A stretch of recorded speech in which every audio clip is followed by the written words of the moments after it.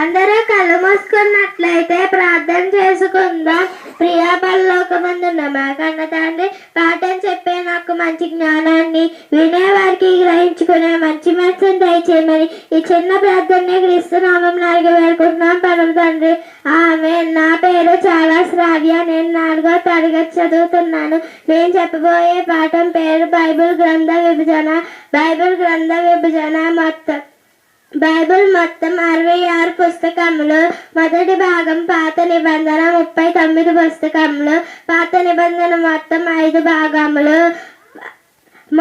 మొదటిది ధర్మశాస్త్రములు, 2 చరిత్ర, 3 కావ్యములు, 4 పెద్ద ప్రవక్తలు, 5 చిన్న ప్రవక్తలు. రెండవ భాగం కొత్త నిబంధన. కొత్త నిబంధన మొత్తం 27. కొత్త నిబంధన మొత్తం 5 భాగములు.